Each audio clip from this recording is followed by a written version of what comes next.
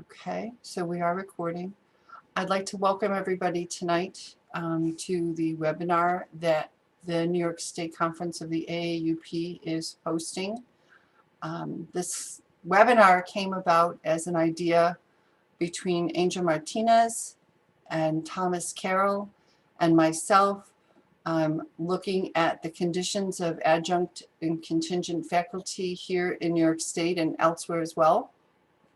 And in remembrance of the 2/25/2015 event of A Day Without Adjuncts.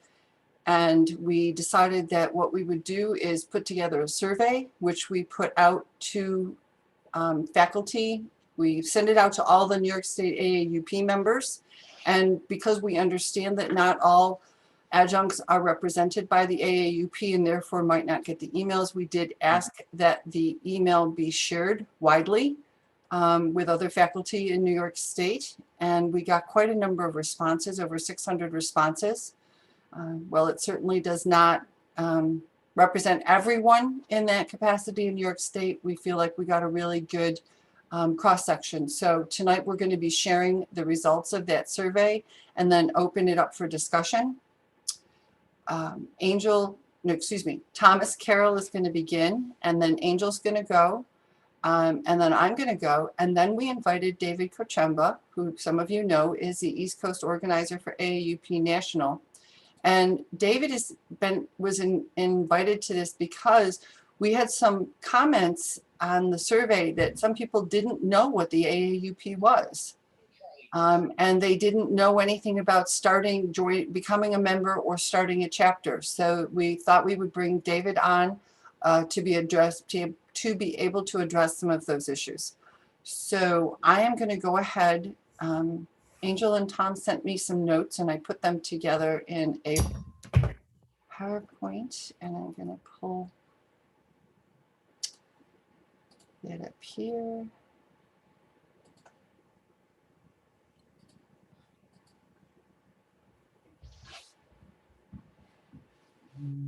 Okay. So I want to. Okay. And then now, Sally, are you pulling up the slides I sent you? Yes. Okay. Hang on. I'm trying to admit and do this at the same time here. Okay. I'm going to toggle over. Hang on. Give me 1 second here. There we go. All right. So can everyone see? Yes, I can. All right, perfect. Yep. Thank you. I have two screens, so I'm never 100% sure what people are seeing, what they're not seeing. So, Thomas, these are the notes that you provided to me. Yes. Okay, good. So there were over 20 or 25 questions on the survey. Some quantitative, a few were more qualitative. And what Sally did was to divide them up so we could have different people do short presentations on them. So I didn't number or cross-list my comments here about what I gleaned from the survey vis-a-vis the numbered questions on the survey, but they're going in pretty much in order. So we got responses from one end of the state to the other. We asked people what county they were reporting from. And a lot of responses from the New York City and Long Island region. There's a big cluster from the Monroe County area, Tompkins County, and others. So the types of institutions for this report were predominantly private colleges, about 2-to-1 over public. And when I refer to AFT survey, I'm talking about the American Federation of Teachers survey that was published not long ago in 2020 called an army of temps, an army of temporary faculty. And it's an adjunct faculty quality of work life report. It's a very good publication, and it deals primarily with the responses from AFT members, I'm assuming. So that's when I say AFT, that's what that is. Also in one or two places I refer to an AAUP report. That's the national study that was published in 2018, about 3 years ago, called Data Snapshot, Contingent Faculty in US Higher Ed. And then we have our smaller New York State survey. So it's nice to have these different studies. So the responders were about 3 to 2 female, and the age distribution is interesting. 12%. Now, I shouldn't be wowed by this because I'm over 70 and I'm still working full time, but 12% of the temporary faculty responding were over 70, 60% were over 50. So in italics, I got a little editorializing, and these are the thoughts that occurred to me. We are older, or adjuncts, and I include myself in the group I identify there. 83% are paid on a per course basis, and the titles range very, very widely, all the way from adjunct professor as full professor to just plain adjunct. So there's adjunct lecturer, adjunct assistant professor. There's a whole gamut. And there were about 13%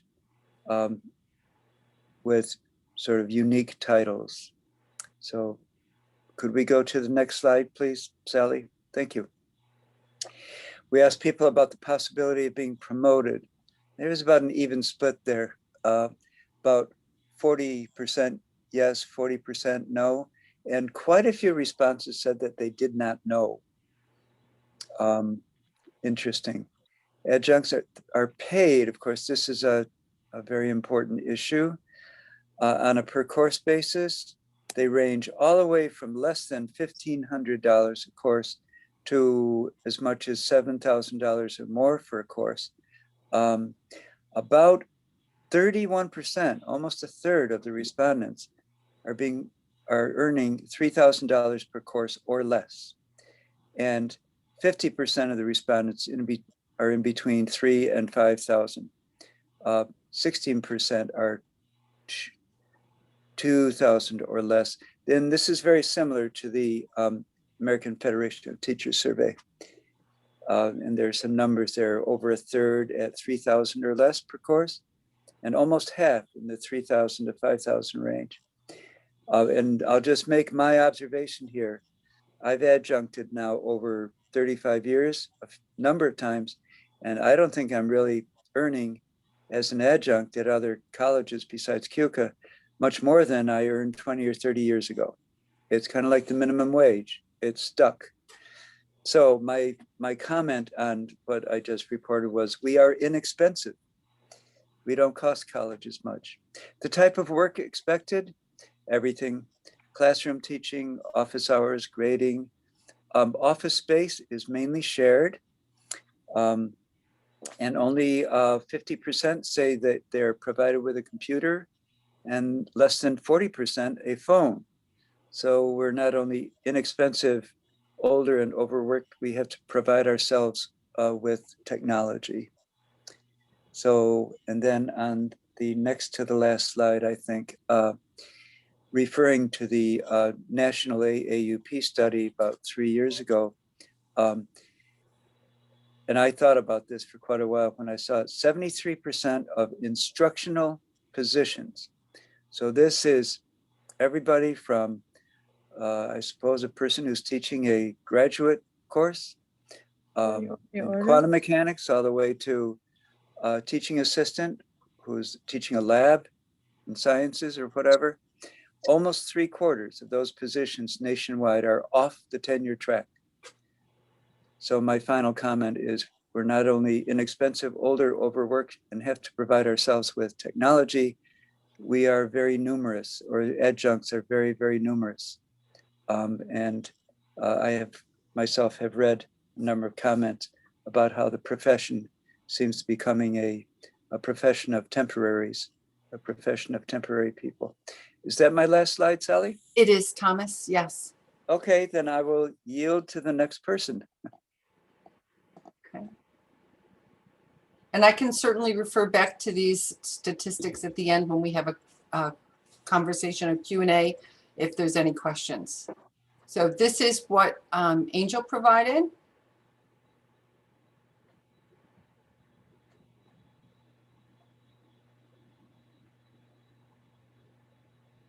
Angel, are you available to speak? Oh, yes, I am. Okay, good. Yes, I am. Yes, I am. So when I was looking at the stats that Thomas presented, and thanks to his wonderful presentation, all I could say is, wow, we say words like we are inexpensive. That is a big word. We are inexpensive. That really encapsulates so much about what we say about cheap labor. So that really struck out at me, and has a lot of bearing, which I wanted to share with you today.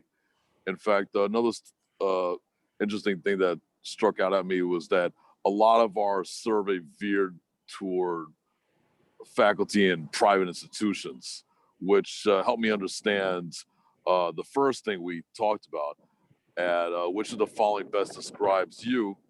And whites make up 76% of those who responded. I'm sure if we looked within the CUNY and SUNY systems, that number would have been considerably different. And we would see other numbers, especially raised even more. There was one, the Hawaiian and Asian Pacific Islander. I mean, the Hawaiian and Pacific Islander registered 0%. So you can just imagine where the adjuncts are. So this says a lot. And when it comes to issues of poverty, you can imagine, remember that even white poverty is just as profound. We just don't talk about as much. So it'll be curious to see how that connects to what we're talking about. Another pointed thing, he was talking about inexpensive. This is what the result of being inexpensive simply is. Look for a moment where it says 0.5% teach at more than 6 institutions. So this is a tragic case of passing the buck, such as it is.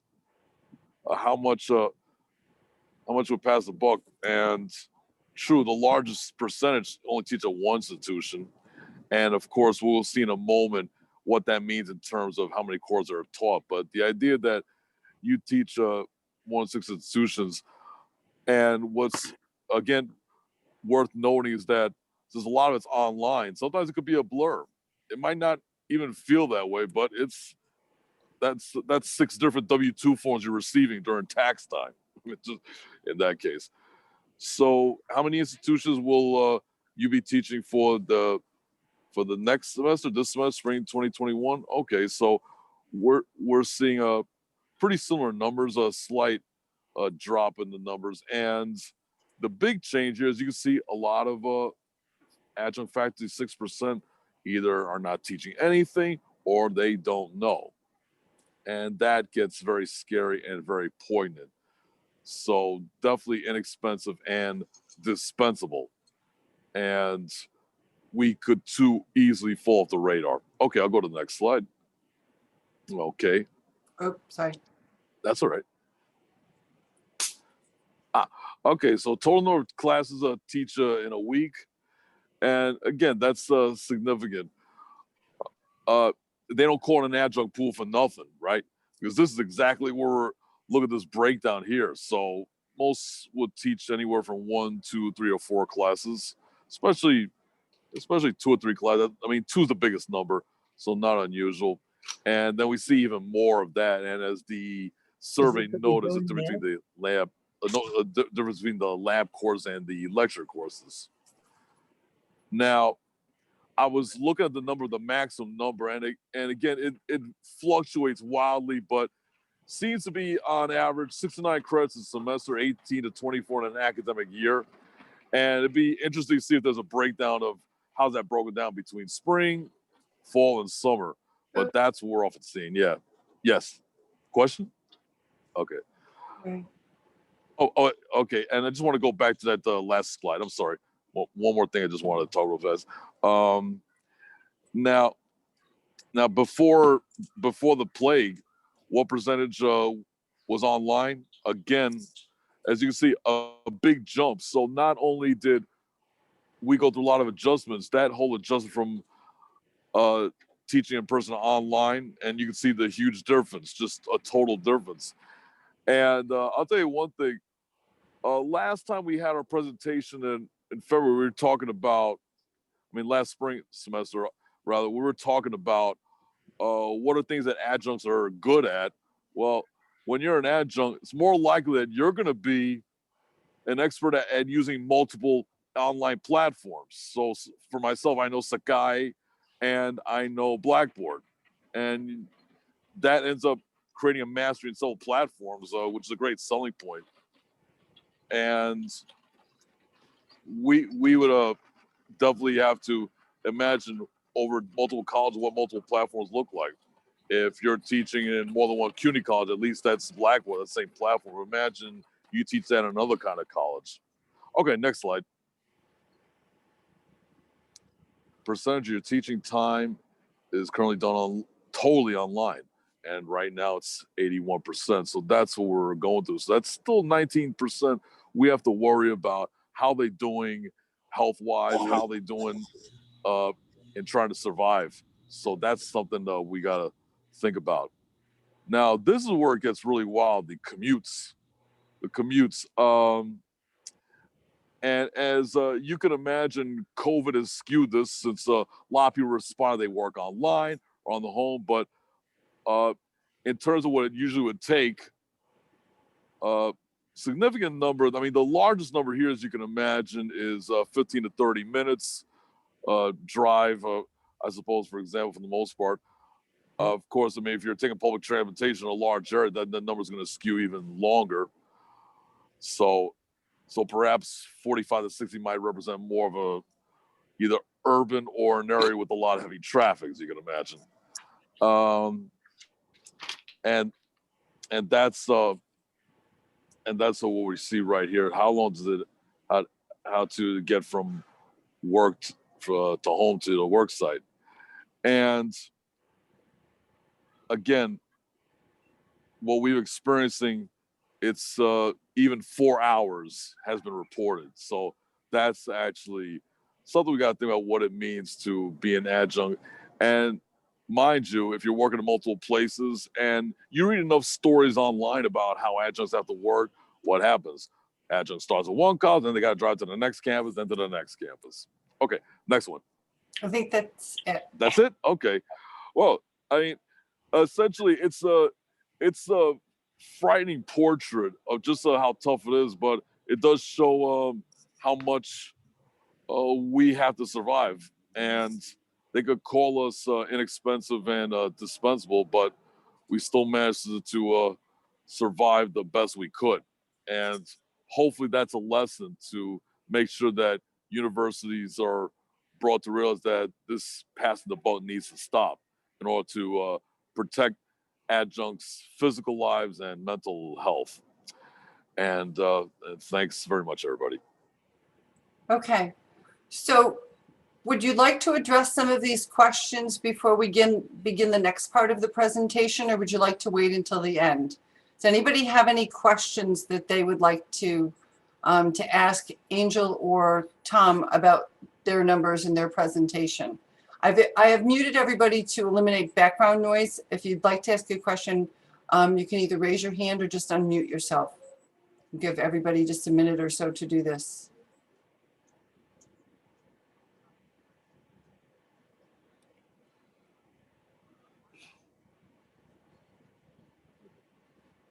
Marsha, go ahead. Hi, thank you. I've not taught academic, but I taught for 30 years, and I'm an adjunct advocate.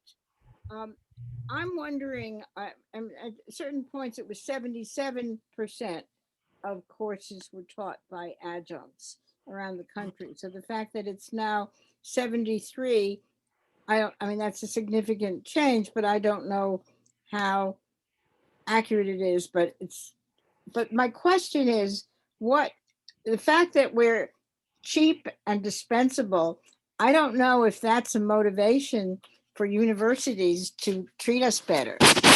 That's my problem here, of what can create change. I mean, I understand if we stopped working a day without adjuncts, universities would be paralyzed.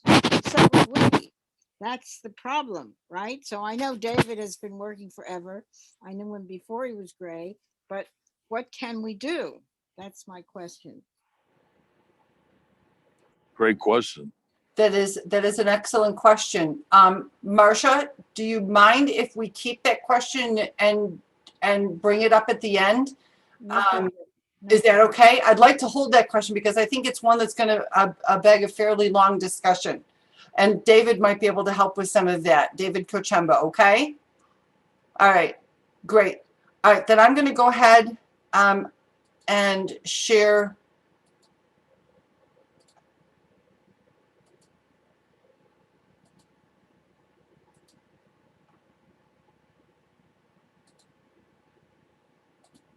Okay. Oh, that's not what I want. Why am I doing that? Hang on. Sorry. Wrong one. Let me just get rid of that. Give me 1 second here. Too many PowerPoints up on the screen.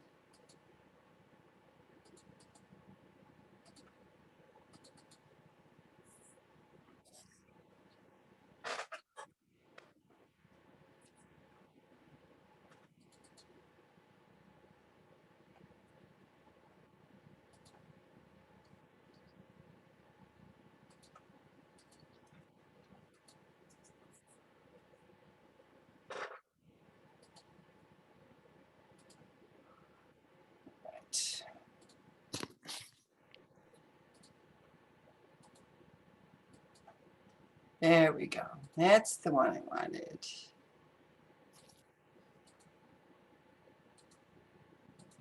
Oop, don't do that. No. Bear with me. Hang on. Sorry, technological issues here. I hit the wrong button.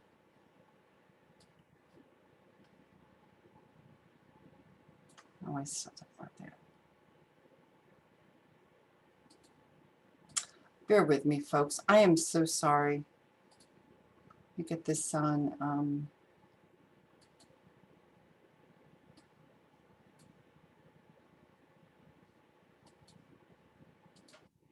Oh, it's not going to work. All right. Trying to swap my screens here.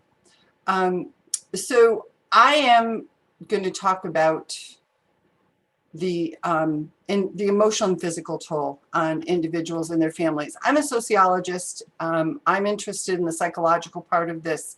And so what I looked at were the last few questions about the survey results, in which we asked some other questions. So I wanted to start this out, living the good life. I had a professor at a university that I taught at, and I'd say, hey, how are you doing today? He goes, living the good life.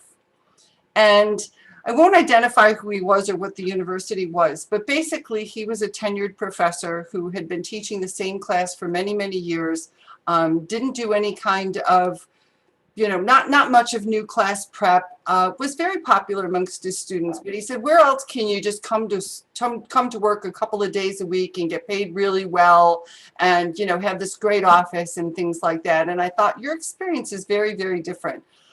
So I'd like us to think about, given what we know and have experienced, why do we continue to teach as adjunct contingent faculty? What purpose is it serving for us and for others? What are the short and long-term impacts on our lives, our family lives, our emotional health, our physical health, and even on our spirit and spiritual health? And these questions are important as we look at some of the results of the survey. One of the experiences of being invisible is insecurity. This was question number 24, and 618 people responded. Look at the percentages here. Over 65% have employment insecurity. over 10% housing insecurity, food insecurity, medical care insecurity, life insurance insecurity. And then there were additional responses that said people just said money insecurity, disability insecurity, and lack of necessary equipment insecurity. So this ties in with what was said previously about providing our own technology. Others reported experience bullying from colleagues in administration, a lack of respect from senior colleagues, lack of feeling valued or connection with the institution, alienation, degradation, disrespect, feeling taken advantage of, wage theft, a lack of racial and ethnic equity, demoralization at work, easy prey for higher ranking colleagues. Contingent faculty are also easy prey for abusive higher ranking colleagues at my institution. Some said that these comments were just very, very moving. If I had to rely only on my teaching, I would check all of the above. My husband didn't have a full-time job. We'd be experiencing food and housing insecurity. If I was suddenly single, I would not be able to afford my rent and utilities. I'm always worried about losing my family's health insurance. If my husband didn't own a home, I'd be housing insecure. Between semesters, I often experienced food insecurity. If I wasn't living with family, I would also check off housing insecurity. If I didn't have a second or third job in addition to teaching, I'd have housing insecurity. I can't afford to move or have a family. Someone indicated that they experienced visa sponsorship insecurity and the possibility of deportation. Constant fear of not having enough work causes me to work much more than it's healthy. I have retirement insecurity. Since becoming an adjunct, I have no security because insecure employment has made me an insecure human being. And then this one was particularly moving. I have set aside funds for my cremation. It is the least expensive option that I can afford and not be a burden to anyone. So, asking a question such as this and getting these kinds of responses, it tells you how significant the situation is. If we're cheap, we may be inexpensive, but we're still people. When asked what is true for you, this is question 25, 33.8 said they get food from a local food pantry or other free source. 6.61 said they worry about being evicted. 2.15 on public assistance. 5.62 worry about having enough food for themselves or their family. 12.89% avoid getting health care because they can't afford it. And almost 5% said the same for their families. Even more concerning, almost 30% said they don't sleep well or enough at night because of the demands of their work. Almost 25% said their family life suffers as well. One person said precarious employment means I often need to choose between my job and caring for my family. And this one, being an adjunct professor makes married life and parenting impossible. My own marriage was ruined in part by the inadequacy and insecurity of my employment. As a result, my wife sought to take full custody of my son and to break his relationship with me, his father. These are the stories that are so important behind the statistics. The hard to hear truths. People say they suffer psychologically and professionally because of the debilities imposed by the systemic inequality of adjuncts. They're getting evicted from college faculty housing along with several of their colleagues. They've applied for unemployment but haven't gotten it. They're afraid to get dental care because of the cost. And they're dependent. One person said, I'm dependent for medical insurance for my wife's job. She's been very ill and may lose her job and that critical insurance. I'm worried about having enough money to pay rent and bills, constant anxiety. My mental health, career, self-esteem, and time to spend applying for full-time jobs suffer immensely. Uncertainty of teaching is stressful. I am stressed with teaching so many classes. I take as many as I can get because I need the money and do not know if I will have enough next semester. Almost 10% of respondents said that they needed access to mental health care services, but they can't afford it. And a little over 3.5% said the same for immediate family member. These are the people who can't afford it. Hopefully there are those who need the services and also have access. There's the constant fear of termination from term to term based on politics and the whim of full-time educators, constantly worried about course cancellation, fear I will not have enough courses and I will not be able to pay my bills and have access to insurance. I am a tremendous financial burden to my spouse who is terrified, people are using the word terrified, of his own risk of job loss because he is essentially the only wage earner. My mental health suffered in the summer because of demands. I do have mental health services, but they're my largest single expense. There's also an impact on the next generation of students and the faculty who are trying to complete their degrees. Can't afford college costs for my child, worried about losing my job, can't pay my daughter's tuition, and I have struggled to complete my PhD because of the work demands and can't pay my tuition. Many have felt forgotten, abused, and disrespected and dismissed. These are particularly disturbing comments as well. I am clearly forgotten about and not valued at my institution, despite the fact that I've been there for many years and I'm more experienced and qualified than many of the full-time faculty. They made a comment, Adelphi administration, the AAUP is abusive of adjuncts, which I put that in there because that's worth looking at. We need to figure out why that person feels that way. I'm concerned I'll face professional consequences for organizing with my colleagues to unionize. Feel disrespected by students, which is painful and insulting. They have no idea what we're paid. And when I ask them, they think we all have full-time jobs and are paid with benefits. No idea what we go through to teach them and try to earn a little money. And I feel that I'm often treated dismissively by the department chair who plays favorites in terms of scheduling. So I'm wondering if this is what all one faculty actually looks like. Unreliability of adjunct teaching. I've been an adjunct assistant professor at CUNY since 2006 without promotion. Despite my efforts, including filing applications, I'm left with no classes to teach. I hold a PhD and 3 masters. Here's saying that faculty has an inflated sense of entitlement and bombards me with endless emails complaining about the cush life that they have. An adjunct faculty position demands a lot of time. Spend not only preparing classes, but reading and grading papers. This time is never accounted for in any contract. And I worry that I will not be eligible for full-time employment because I've adjuncted so long. Certainly a concern. There's also a mental health impact of COVID. We realize that there have been a lot of inequities in society already in higher ed, but COVID has only exacerbated these for both faculty and students.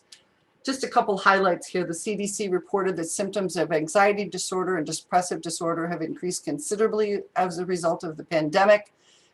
This is due to caregiving responsibilities, social isolation, concerns regarding morbidity and mortality, and the stress related to remote teaching and the concerns about job security. An article in Inside Higher Ed revealed that faculty worry about the pandemic have morphed into a chronic stress with serious implications for professors' mental health, their students, and the profession. Also noted in this article that 40% of survey respondents considered leaving their jobs as a result of COVID-19's impact. I'm wondering where they're going to be able to go and what kinds of jobs, because most of us come out of school with PhDs, or at least a lot of us, with the idea that we're going to teach. Another significant source of stress is meeting the emotional and mental health needs of our students, and they are also struggling. Some people had made these comments. My course load has been reduced to 25% of pre-COVID. I'm constantly worried about finding other work. I'm always worried about losing my health insurance due to budget cuts during the pandemic. And you know, where can we go and who can we turn to? Resources for mental health counseling for students, faculty, and staff are being cut precisely when they're needed the most. Leah Akins, our vice president of the New York State Conference, said that reported that while there's still technically an on-campus counseling center at Dutchess Community College, there are no counselors as in all part and full-time counselor positions, as all part and full-time counselor positions were completely eliminated and services outsourced to a call center. What we know is that adequate provision of mental health services on our campus requires a range of services being provided by an adequately trained and staffed counseling center, and this is not happening. One of the New York State AAUP legislative talking points is to support mental health funding and programs. You can find more of this on our website, But what they noted, what we have noted, is that student mental health is a top priority for college presidents even before the pandemic, but we now see rising levels of anxiety, depression, and suicidality, suicidal ideation, suicide plans, and suicide attempts. COVID-19 has amplified substance abuse issues, and many students in our diverse communities have been hardest hit due to systemic disparities in healthcare, economic security, education, and employment opportunities.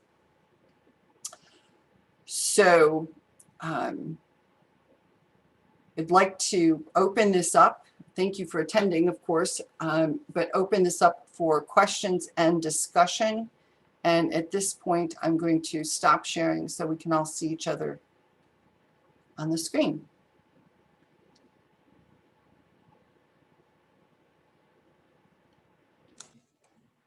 So, David, I'd like you to do your part now in terms of the questions that were brought up about what is the AAUP? How can we join? How can that help us with some of these issues? Welcome. This is always like this the sobering part of these kinds of discussions, and I'm always grateful to sort of be able to be the one that starts to transition us from the way that Caprice Lawless, our one of our dear leaders at the AAUP National, elected. She used to say, like, moving from awfulizing to strategizing, as I believe I think the phrase that she had for this. And so, I mean, I do want to mention a few things. Chronicle of Higher Ed mentions, drawing on federal sources of data, that 1 in 8 people in higher ed have left the profession in the past year.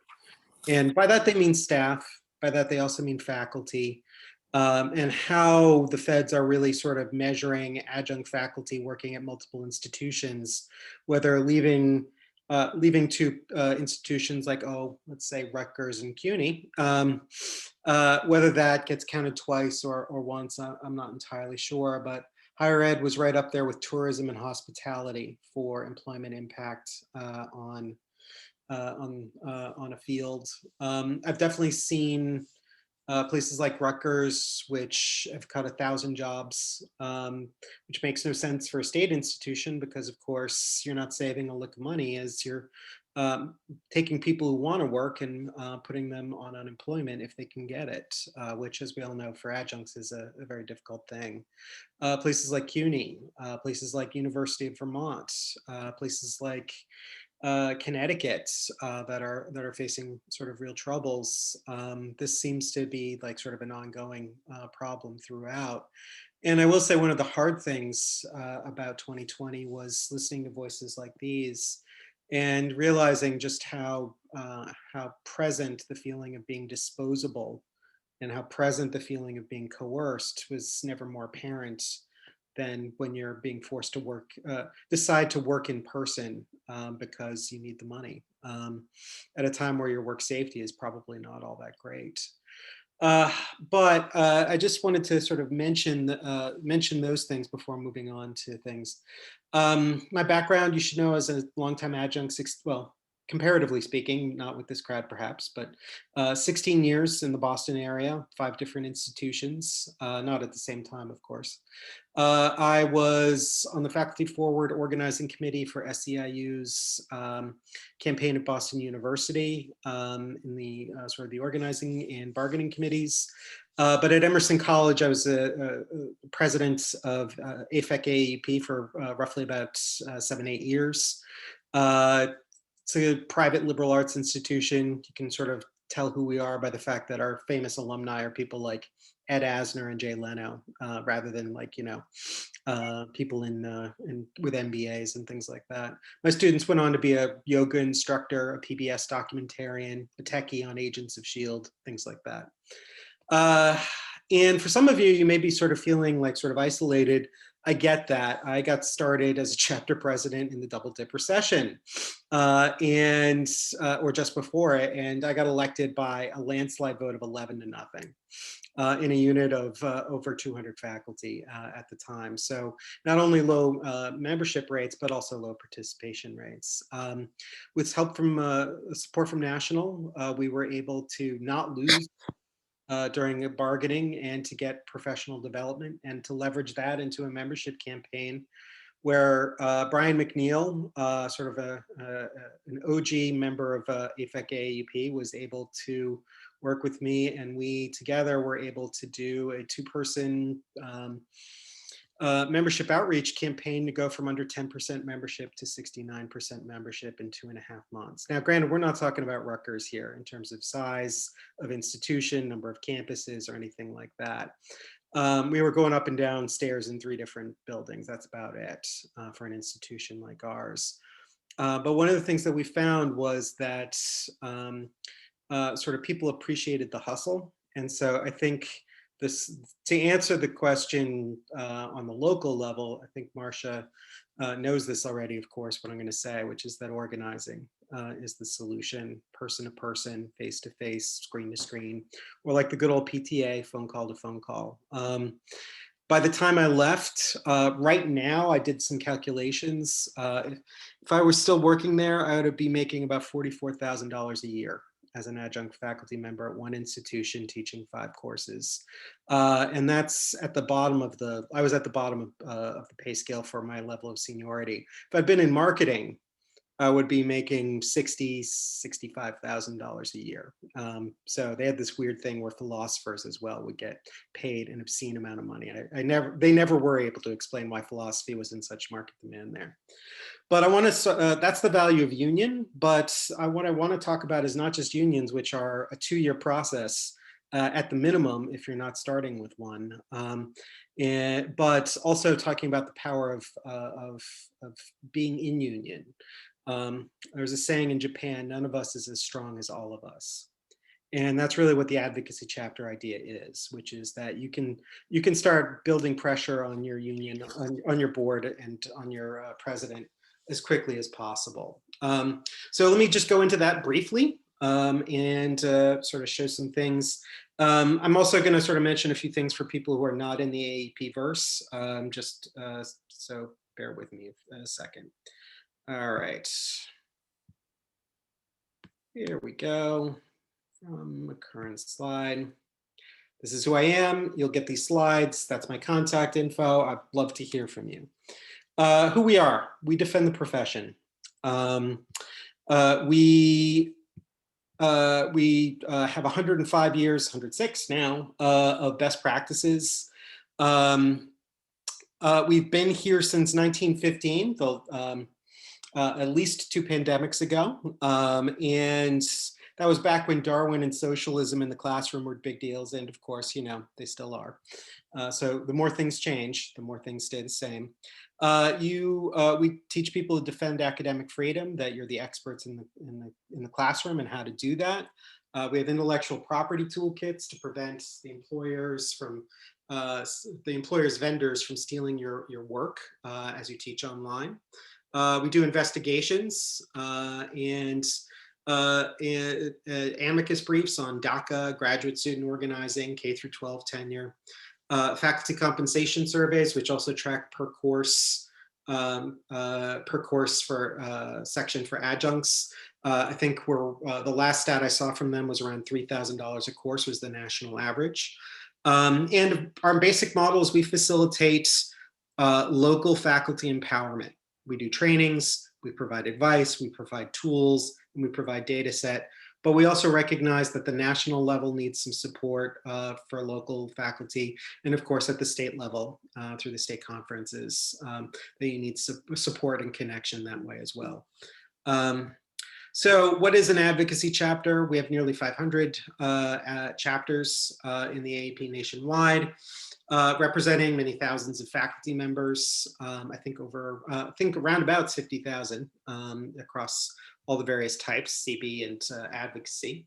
And basically it's a formal association organized at the campus level, and chapters are the backbone of the AAUP. And because we are so experienced, we have an interesting sort of normalized factor where advocacy chapters have exactly the same voting rights in national when it comes to elections and policy and things like that as unions do. So we are all faculty, but we are all in this together. And so it's a way to express your collective voice on shared issues. So I did want to sort of mention that, of course, this is the real reason, is to start fighting for better working conditions. I'll also say that in terms of mental health, my mental health started to improve when I started getting active in my chapter, which at the time was the union. And the reason being is that I felt like I had some agency, that I was I felt less acted upon, even though I was, of course, structurally still very much acted upon. But it is a very sort of important feeling to have. And it makes a lot of difference, but also feeling connected with other groups of faculty across rank, with staff, with student groups. We have a lot of shared interests, and sometimes we let academia silo ourselves, and that feeling of connection as well as agency is another thing to sort of think about with this. And as well, connecting to other chapters in your state. One of the advantages unions have over administrations, their top-down model, they have so-called efficiency, but what we have is collective wisdom and intelligence. And connection through the state conference and through national and through trainings and workshops and conferences. This is one of the ways that you start to sort of access that thing, that sort of quality of collective intelligence and problem solving, and how nimble faculty really can be. It also helps, of course, the AAUP Nationals sort of archived 106 years worth of best practices. So you don't have to reinvent the wheel, you just have to modify the wheel for your particular car. So the minimum requirements for starting a chapter, gang of 7, you need a gang of 7. That's a minimum, not a maximum. Membership is leverage. The more members you have, the different hearing you will get from the administration, especially if you show that you are growing due to your efforts. You need to submit bylaws. So you start with a foundation of 7, but you should be building out that foundation as big as possible. While you submit your bylaws, elect your officers. I always recommend that you have them be interim officers for the first year and then do another set of elections in year 2, because you're going to be building that from 7 to 27 to 47 and so on and so forth. You'll be more representative in year 2. And then you send the materials to organizing, CC me, and you get a first approval by the national office. I mean, if you were saying like academic freedom is worthless and we hate students, that would be a violation of the AAUP Constitution. So we would have to sort of mention that. And then, of course, elected leadership gives you a charter on a quarterly basis for new chapters. So you can get a lot from national. I certainly am not a born organizer, although I kind of should be, since my mom was a social worker and my dad was a salesman. So that kind of is the skill set that you need. But we provide a lot of trainings. Like I said, we deal with local empowerment. Heck, we even teach people how to do their own financial analysis of institutions, which are astonishingly accurate at showcasing the ways that administrations have been, in the words of Rahm Emanuel, letting no good crisis go to waste.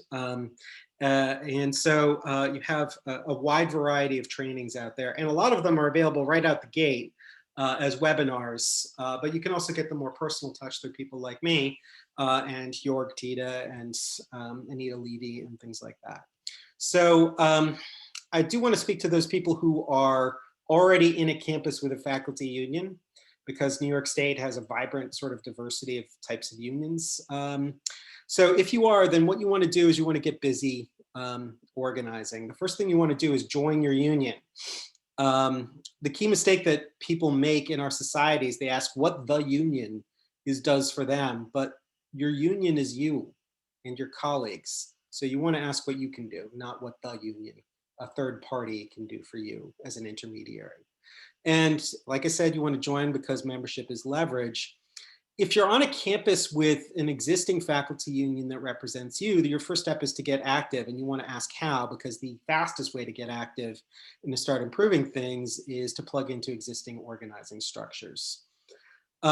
Training and ask about trainings, ask about programs, ask about committees. They can help you figure out how you can help and fit your skills to the existing needs for this kind of thing. And get others active. If your union hasn't been the most responsive to your faculty rank or your faculty discipline, sometimes that's a matter of unions tend to follow where their active members lead them. And they do pay an awful lot of attention when they start getting a lot of volunteers. So if you have a group of fellow members who are ready to get active, ask to form an organizing caucus or a bargaining research committee on your issues. A lot of executive directors are crying at this point in time after a year of COVID, looking for fresh activists who haven't been burnt out by their administrations to get active. So this is a great time to sort of get involved. And so, yes, I'm going to sort of leave this here. This is the paths forward. I'm going to sort of leave this here so that we can get into discussion. But if we want at the end, I can sort of briefly sort of go through these slides to sort of some tales to inspire and awe you. But also you can look at these as attendees as an appendix afterwards. So why don't we sort of stop share and go back to you all. And I guess that's one, like sort of getting started in that way is one of the ways. But I wanted to sort of ask what's your, do you have questions for the panel? Or should we Yes, start? let me, David, let me start, please, if I may. I just want to make sure I don't misunderstand you. You're not saying that on a campus with an existing AAUP chapter, which covers both full-time faculty and part-time faculty, that the part-time faculty can start with 7 members, a second chapter with, specific to part-timers? You're not saying that, are you? Okay, there's a complicated answer to that.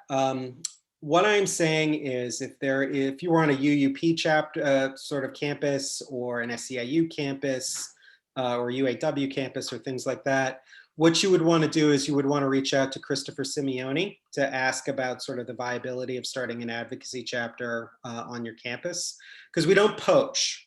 But there's an awful lot of complicated questions involved with this. We don't poach because it's bad when workers fight each other rather than unify to sort of present demands in a unified face to the employer.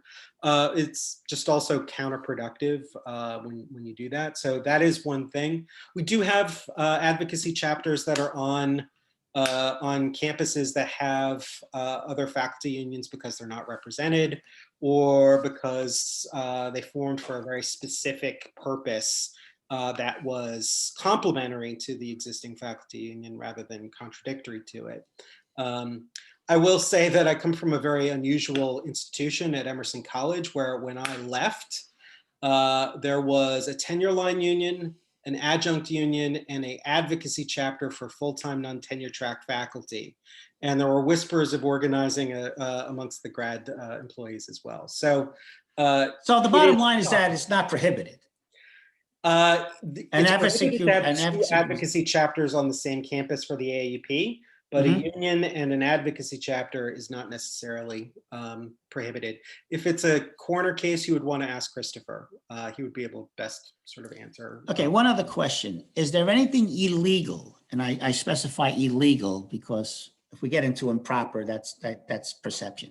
Mm-hmm. Is there anything illegal for a sitting elected AAUP local chapter officer to solicit and promote candidates for an upcoming election?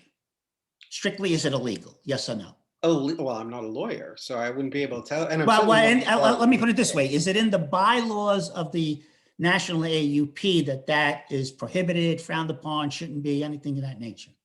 Well, you should talk to Christopher about that. And the reason why I say that is, as an organizer, my role is generally to sort of stay out of local chapter politics and to work with the people who want to do the work there. And so I do want to sort of say that. I will say it's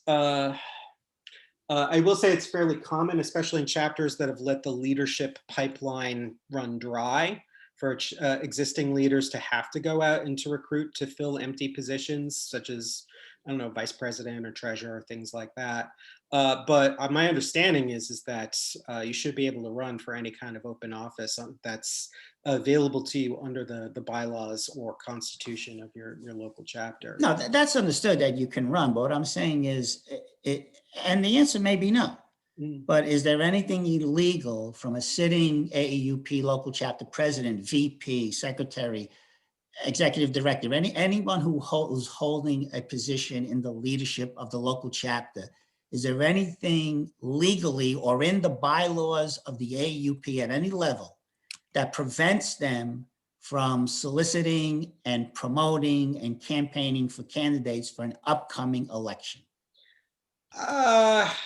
Again, with the caveat that I'm not an expert in these things, I believe that is something that chapters can and do. But what I will do is throw the links to the Constitution and into the chat, as well as a link to the starter chapter step by step, which includes sample bylaws. And so that may sort of answer your question there.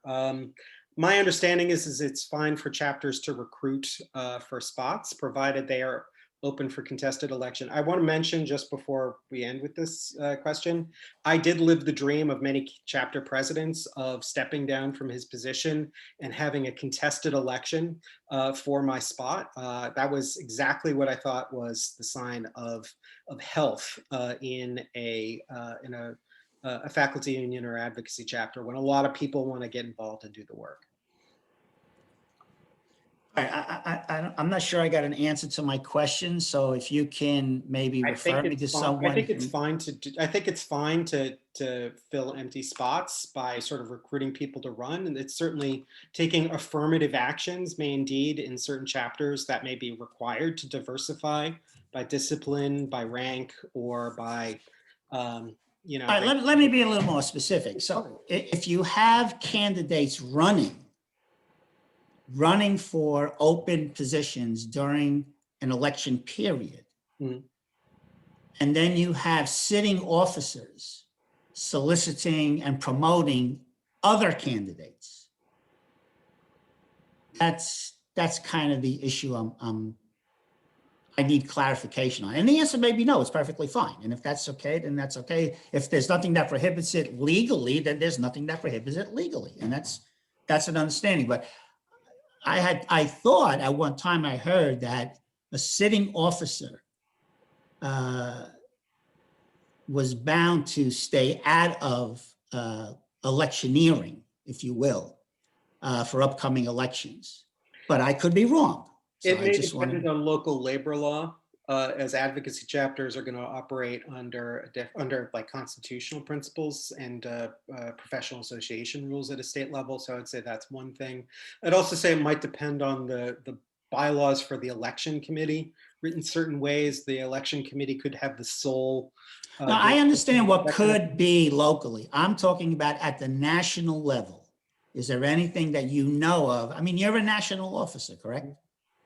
No, I'm a national organizer. Okay. Well, is anybody on the call a national officer? No, but what I could suggest is that I have your if you could put your email in the chat box, I would be happy to work with David to find out that information for you and get back to you, or at the very least be able to refer you to somebody at National who could in fact answer that question for you. That would be great. That would be great. Okay, if you put. Yeah, I mean, we're just looking for a clarification. It may be the case that there's nothing illegal about it, and then we have to move forward with that understanding. But right now, there's some debate about the legality of it based on nothing other than some people think it is and some people think it isn't. Right. It's an answer to a question that we need so that we can all move forward, you know, under the same understanding of what the rules are. Sure. That's all. I perfectly understand. And like I said, if you would put your email address and contact that in the chat box, I am very happy to pursue that for you. I already did that, Sally. Thank Okay, you. perfect. Sally, before you go, is it possible you could provide us with a copy of your PowerPoint presentation? It was awfully powerful. I can. Thank you. Yes, thank you. I will probably post that to the New York State AAUP website, and that way it will be available to everyone under the contingent tab. Okay, Yes, thank you. you're very welcome. So All right. I guess what I'm interested in is for the assembled group here is what kinds of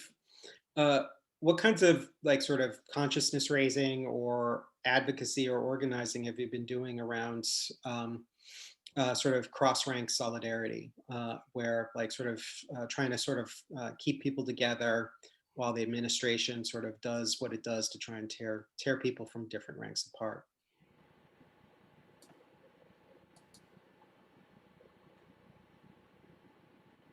So I'll chime in.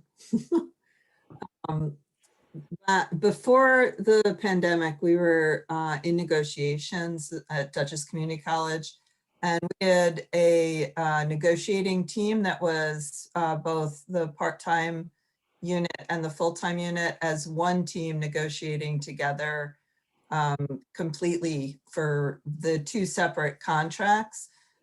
And then COVID hit, so that definitely messed up our negotiations, but it was very powerful. We built tremendous solidarity in that negotiating team, and developed excellent understanding of the issues that the different constituents were facing, and that was really great. And I hope we get back there. Just recently, the management said that they'd like to negotiate the part-time contract. We're not negotiating since they cut off negotiations in March 2020. And I'm concerned about this idea of just negotiating the one contract, because I think they're trying to break us apart. And right before COVID hit, they had put an offer on the table for a quick 1-year deal because we just there were just such big issues, and they just wanted to get like, let's just put it off for a year basically. And this 1-year deal, and they basically offered next to nothing for the part-time contract. They were like focused on asking the full-timers, hey, will you take this deal, right? And we said, no, we're not really comfortable with that. And actually the part-time leader on the team was just livid and furious, and we were, supportive of her. And then they broke off before we got to the point where we would have put that in front of the membership. They broke off, completely with the negotiations. But I'm worried now when they're saying they want to just talk with the part-timers, and get that settled. I'm worried it's just another way to try and pull us apart. So I just, I think that I think that if you negotiate together and prioritize and really listen to each other, you're just going to do a much better job for everyone involved. And at Dutchess, we have in our last contract that a goal to make part-time faculty pay be equitable with full-time faculty pay. So it's an equity percentage. So the way to figure out what part-time faculty pay should be is based on an equity percentage. And I think that's a really powerful tool. Yeah, that's a great way to sort of tie everybody's boats together in the midst of a storm. Like if you all get a pay raise, then everybody gets a pay raise is a great way to work together. And I'll also say, I've seen a lot of chapters at multi-union institutions use exactly that kind of bargaining for the common good kind of approach of having non-voting members on their bargaining team as a way to sort of make sure that to send a visible message to the administration that will not be broken apart. Because of course you can have anybody you want on your bargaining team, as long as membership agrees to it and leadership agrees to it. So there's no reason not to do that. I know Rutgers did that last time around. It was something we were working towards at Emerson before I left, which kind of came to fruition where they had one of those task forces for COVID reopening And we were able to get sort of representatives from all ranks of faculty on that task force from the unions. And so that was a sort of a real win. But you can do this through just simply like monthly meetings, sort of cross-union meetings, like a sort of a union circle, that kind of thing. Anyone else doing things like this or running or other techniques to sort of foster better sort of togetherness across ranks?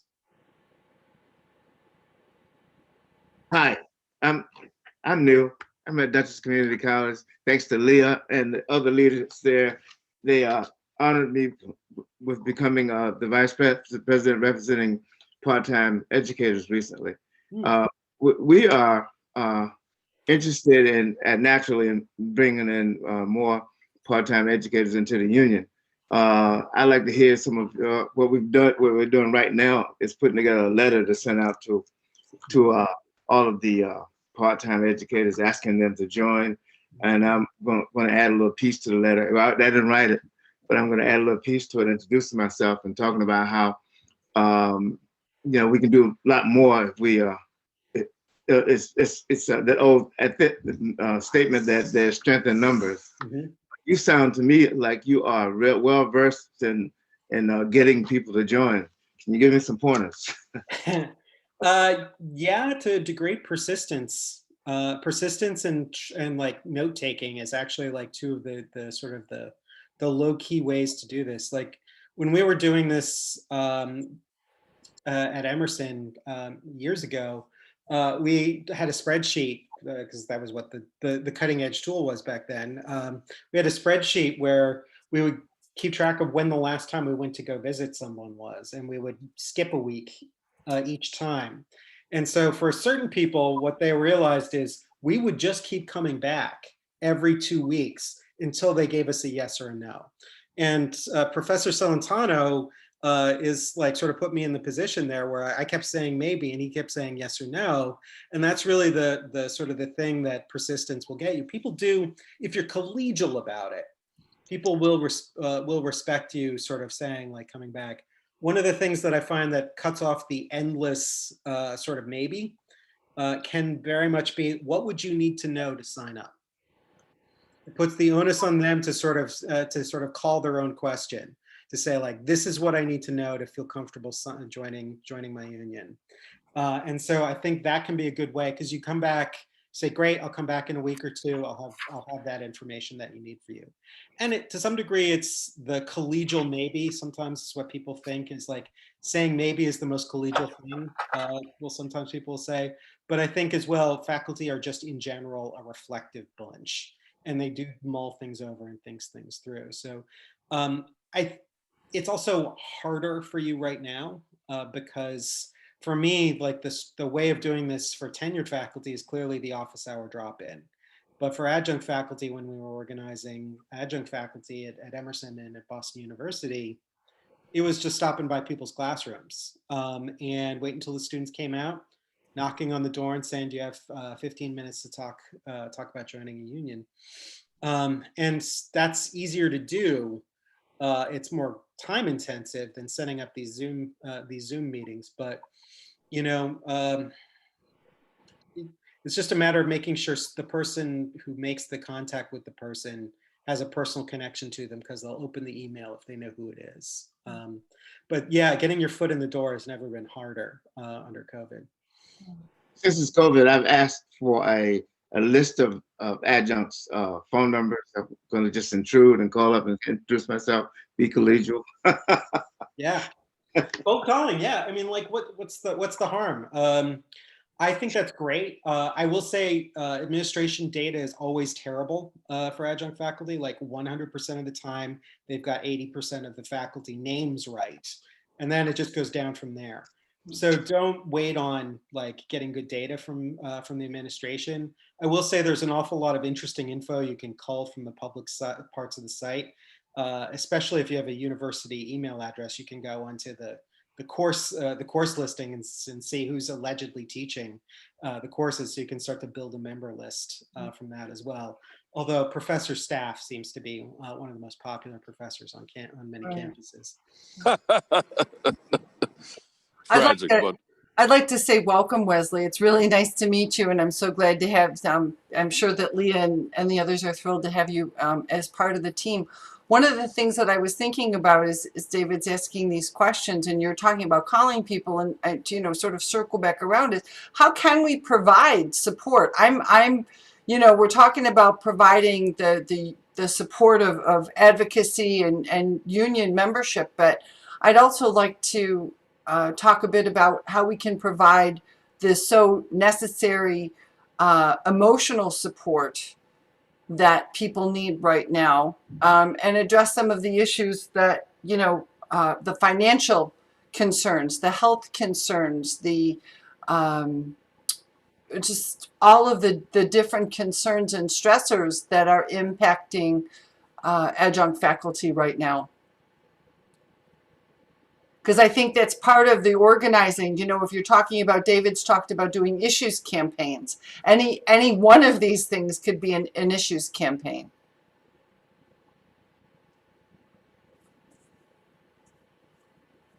I mean, I'm very concerned about the comments in the survey. I'm really concerned when people are talking about, you know, purchasing their cremation so that they're not at a burden to anybody, and they're worried about, you know, finding housing and losing their health insurance. I mean, these are massive stressors, and yet you're supposed to show up in your classroom, you know, and show up for your students and be there for them, many of whom are also struggling, and their families are struggling. And I think that these are some really, you know, major concerns that are not being seen. Tom and I had this conversation yesterday.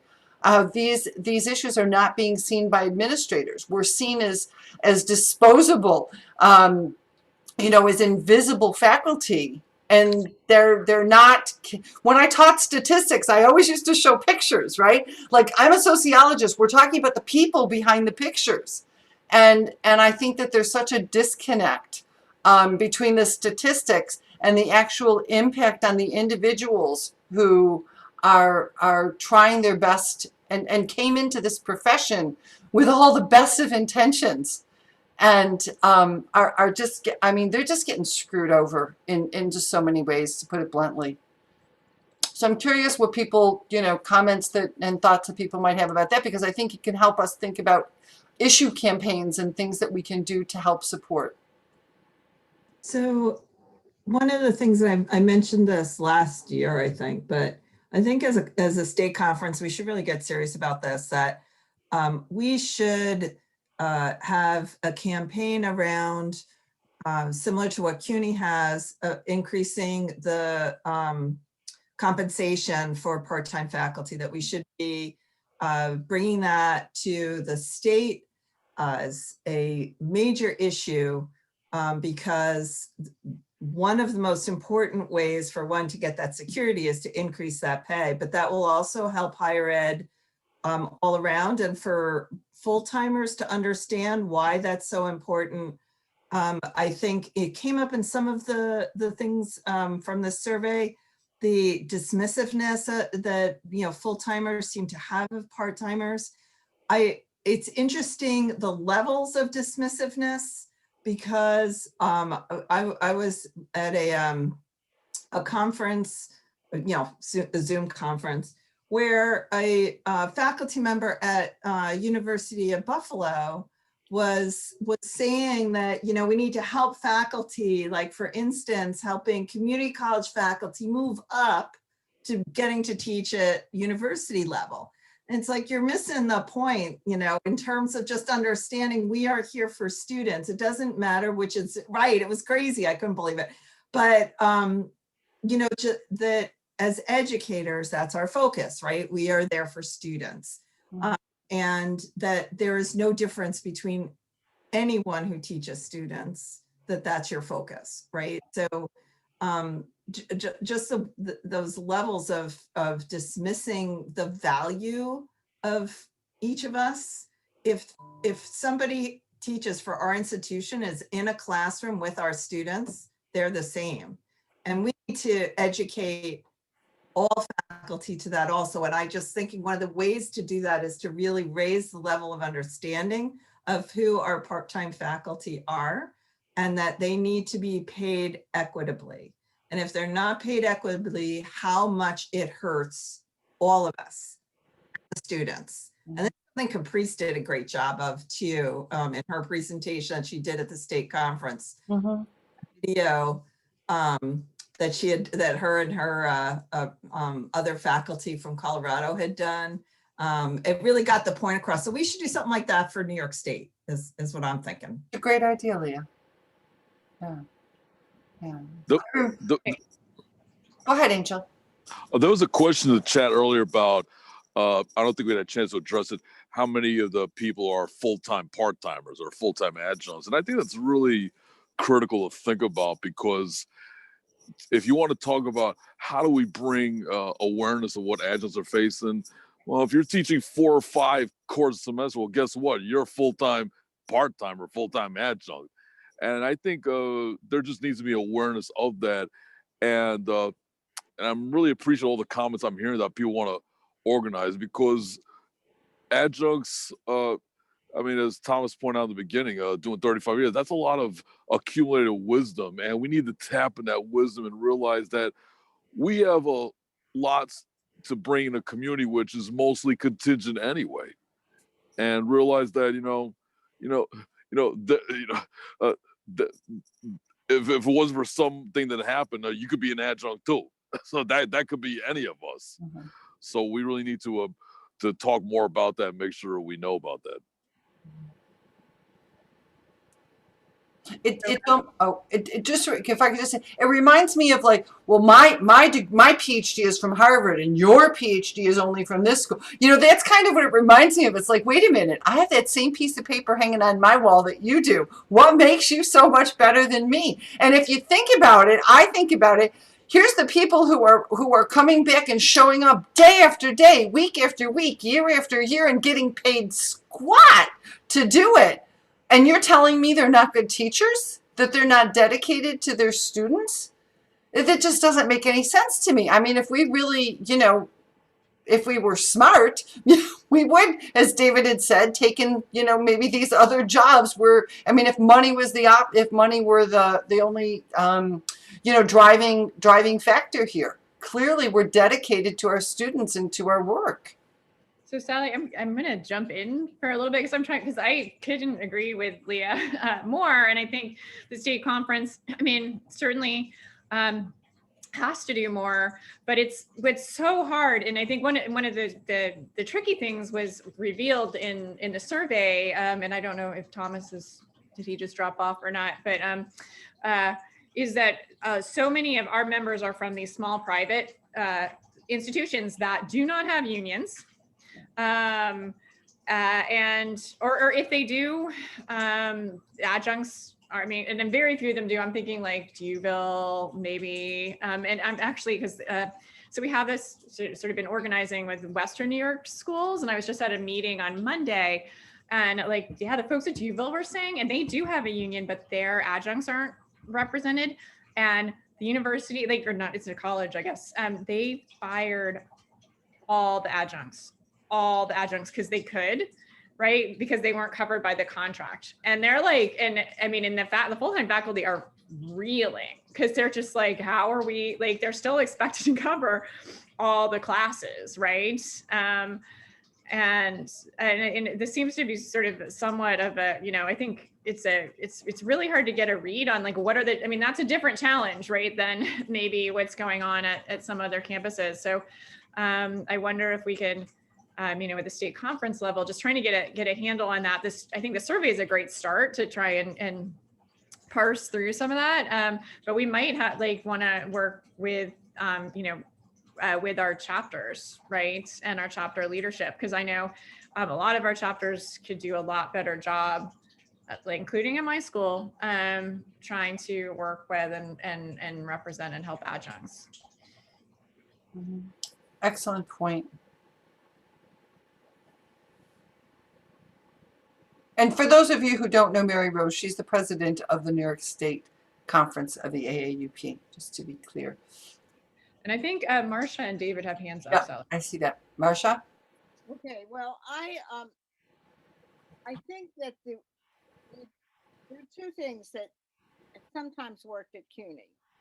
One is to appeal to the full-timer's self-interest, because that's a sort of stronger suit than compassion. Because even the tenderest of full-timers often feel, on the one hand, they feel they've been lucky. They acknowledge that it's not their innate superiority, but they feel lucky. But on the other hand, they feel sorry, like pity for the adjunct who didn't make it. Don't kid yourself. You should have done something else. I would never accept that kind of salary, etc. So it seems to me that they have to be made aware of their vulnerability. Namely, it's a whittling away process. We take away X number of full-time jobs. We give you a bigger workload. We take away your advisement time. We don't give you promotion. And maybe we're going to take away your sabbatical.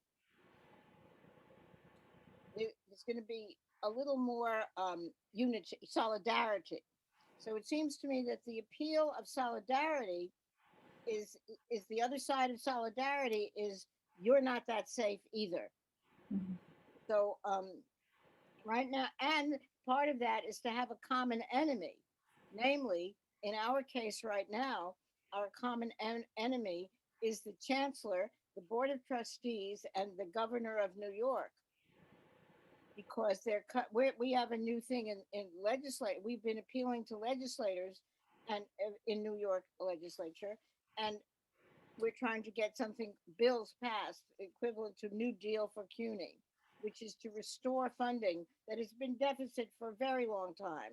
I mean, here CUNY, we think CUNY, 25 colleges, is the ticket for not only for people reaching the quote unquote middle class, but it's the ticket for human potential. It's the ticket for finding out more, getting more appreciation of the world, learning more, being more alive, right? Whether you can still have a relatively low paying job, but you have education, you have expansion, your mind is, so that CUNY has been the ticket for that, and they don't care.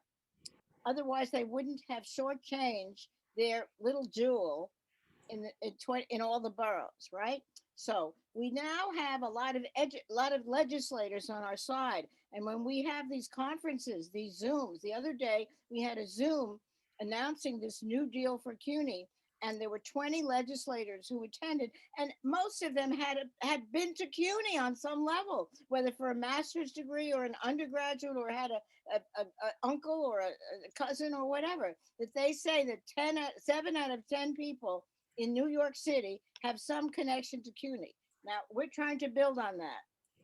But I say to you all that you've got to hit them where it hurts, namely their privileges.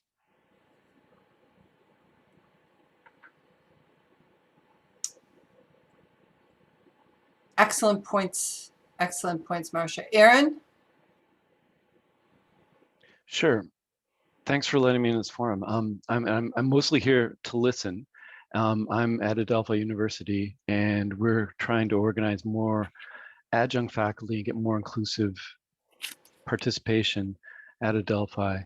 And I have to speak from my personal experience that I've been amazed at the adjuncts at Adelphi who have committed in the last year to work really hard, innovate, and put in the overtime that's really met the students' requirements. And there's been my experience is a huge commitment of adjuncts in my department, my biology department.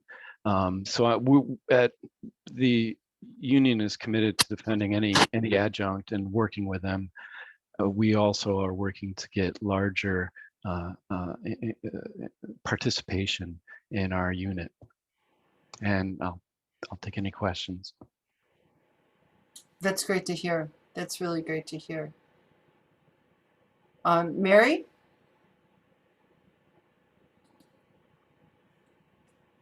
We need to, there we go. Okay. Sorry. Gotcha. I actually am the officer for contingents for the SUNY Oswego chapter. Although I am technically retired, wasn't my idea. The end of last year, basically my department in particular kind of cleaned house, particularly with the older adjuncts. I'm 67, so, and it was fairly obvious what they were doing. AFT has also talked about this as well across the country, because supposedly we were, you know, at risk.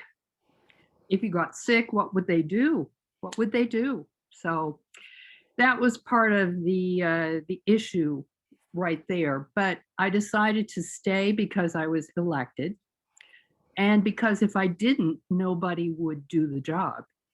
And David, I'm very sympathetic to what you're saying, and amazed that you were able to get an election with, you know, a contested election, because there is no one to take my job. So we will not be represented going forward. And UUP is a very strong union, as I'm sure some of you know, but we're definitely very concerned. And the idea of firing all adjuncts at some institutions has already happened. And so it isn't just private schools, although that has happened quite a bit. We are very worried as a union about the state of higher ed, not just here in New York, because actually here in New York, it's better than it is other places. But you know, what you were just saying about getting the full-time faculty to care, it isn't easy. It truly is not easy. And part of the reason I stayed was because once you've spoken truth to power, when you've had, you know, the opportunity to talk in labor management, and they have to listen to you, at least they have to be physically present, you don't want to give up the opportunity of making them uncomfortable when it's necessary. So that's my 2 cents, basically. And I'm really glad that you've done this. It's a good opportunity for people to see what the situation is in so many different institutions. I've worked in private institutions also, and I know it's a different culture, but the problem is persistent and it's bad everywhere. Thanks, Mary. Thank you. If I could just add to that, you know, maybe what needs to be done, and maybe it's been thought of and maybe it's being done and I'm not aware of it, but I don't know how many adjuncts the survey went out to, what the response rate was, how many responses there were, and what the percentage of total adjuncts in New York State responded. But to me, for any adjunct who got the message about this meeting tonight, this was a meeting not to miss. And we basically are toggling between 10 and 15 adjuncts, aside from the leadership here that are in attendance in this meeting. I mean, that is just speaks for itself. I believe that the leadership at the national level and or the state level needs to get on a major public relations campaign to get adjuncts to organize and to get together and share ideas and make meetings like this and so on and so forth. I mean, this is unbelievable to me that in the state of New York tonight, we barely have 15 adjuncts on the call. I would agree with you, and I can tell you, I was just looking at my statistics. 991 people opened the survey. 621 people responded to it. Okay, that's pretty good. That's pretty good. But then, you know, the absence of those people here is mind-boggling, and I just think and it's not anybody's fault. I'm not pointing fingers. Believe me, don't get me wrong.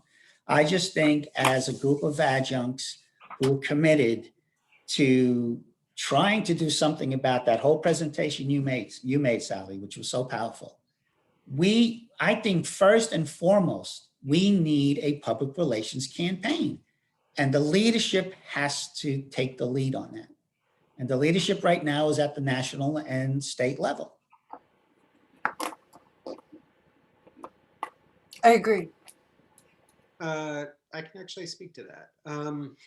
So I wanted, Marcia asked sort of one of the money questions early on about the national picture, which you're sort of referencing here as well.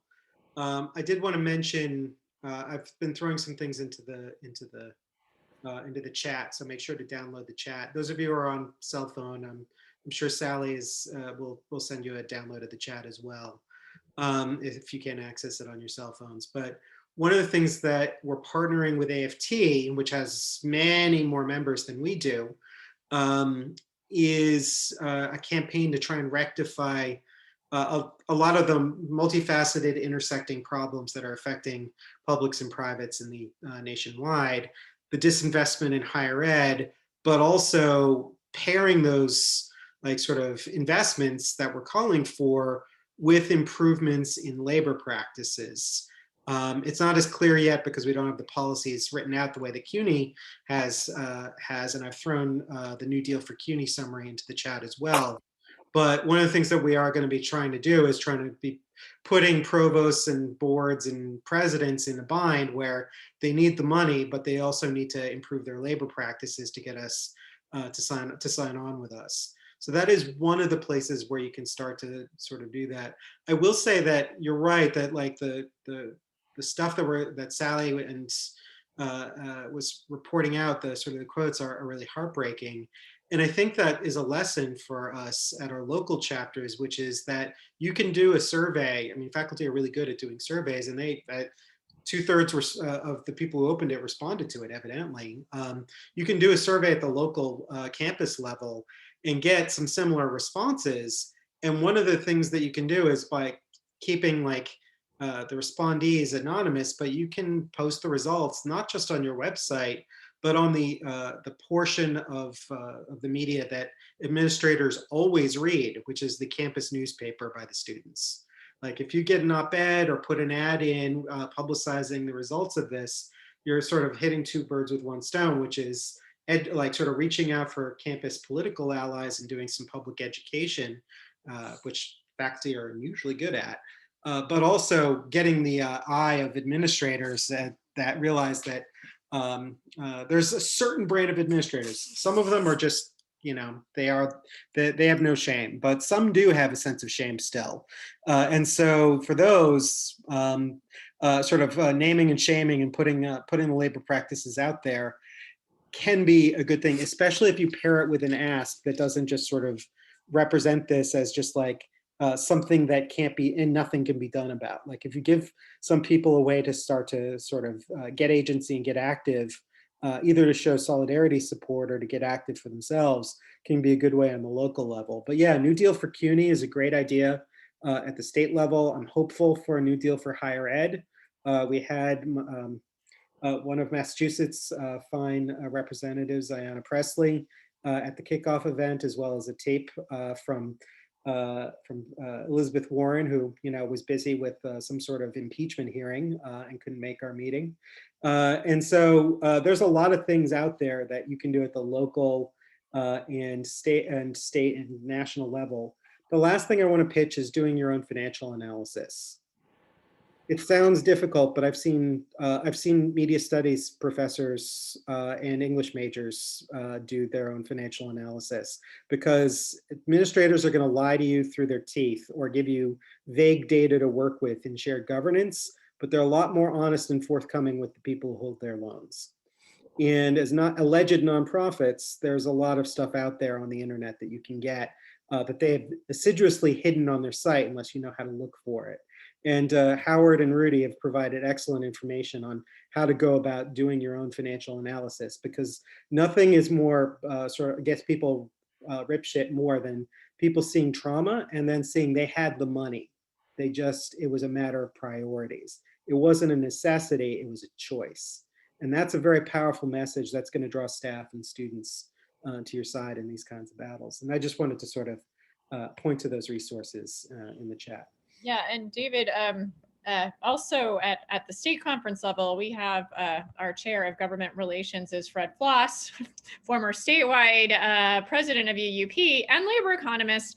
And Fred is very happy to help local chapters with financial analysis. He did a nice little workshop for our Western New York Coalition this summer. It was incredibly helpful, and he'd be happy to come and do that, I think, for any of our chapters. So his contact information is on our website, but you can reach him through Sally as well.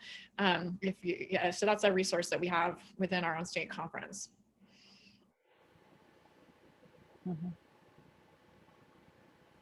I also wonder if any state apparatus could be used to force all the colleges and universities in New York State to make their services, there are services at different colleges for students and full-timers, counseling services and food banks and this and that and the other, to make those available, make some kind of requirement that they be made available to adjuncts. I mean, people understand that students, like, we have to help students, which is true, but then, and so students can come and get a computer, but not every adjunct can come and get a computer or get Wi-Fi services or get counseling. And I mean, I know adjuncts are afraid if they go for counseling, it will be held against them. And they're afraid of more or less doing anything because it will be held against them. So I don't know what kind of, if there could be some sort of legislative angle to that or publicity. I mean, I know AAUP has certainly moved with the times, and they've incorporated more adjuncts in leadership and staff. They've become more hip to it. Is Gwen Bradley still around? Yeah. I mean, it's such a struggle. Okay. You're here. Yeah, I mean, that's the way of it, that's for sure. But yeah, I would second that. Like, administrators get really embarrassed when faculty and staff demand access to those kinds of food insecurity or Wi-Fi insecurity, or like all those kinds of things that they provide for students. They get really embarrassed by it. But you're right as well. It's difficult for faculty and staff to access those services psychologically as well, and normalizing it through a state law rather than other means might be a potential avenue for. One more thing, in this arena, is Jill Biden's presence going to have any effect on changing the unemployment law, 510.9, or whatever the hell it is, that 509.10, to make adjuncts not be able to get unemployment during the summer if they have quote unquote reasonable assurance? No actor who ends a gig has to have reasonable assurance of his next job. What do you think? And also another state thing is there's no disability. There's no short-term disability for adjuncts. Right. Yeah, I will say I want to mention this. Like, the most popular email I would send as a adjunct union president was how to get unemployment in Massachusetts, and I sent it every April because summers were hard for me, and I was pretty senior and had a goodly number of courses, and I knew it was hard for people, and it was hard for people to ask for that kind of information. I thought I was pretty good at it until I saw Solidarity Academy by AFT, and they had someone from Philadelphia who had for years been doing like actual organizing using unemployment insurance as the hook. They'd get people in the room together to talk about why they were there, and they would start to put together that it wasn't them that was the problem.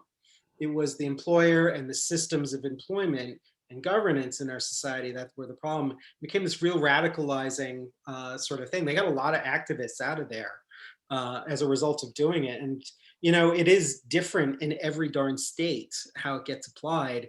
And so it really does need to be state by state with that sort of thing. But I really think like Solidarity Academy's AFT, they're really onto something with that.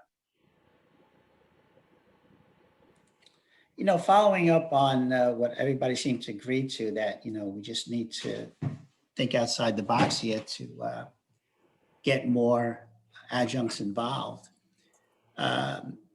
maybe we just need to look at a different model than what we've been doing all these years. Is it possible we could set up, as an example, because organizing is the name of the game, I agree with that.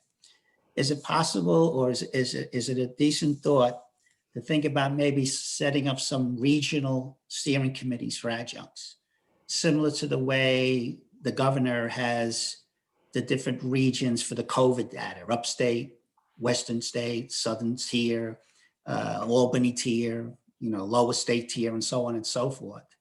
And maybe start getting people active and involved that way through a regional steering committee, and then maybe the steering committee chairs or whatever could meet periodically, at the state level.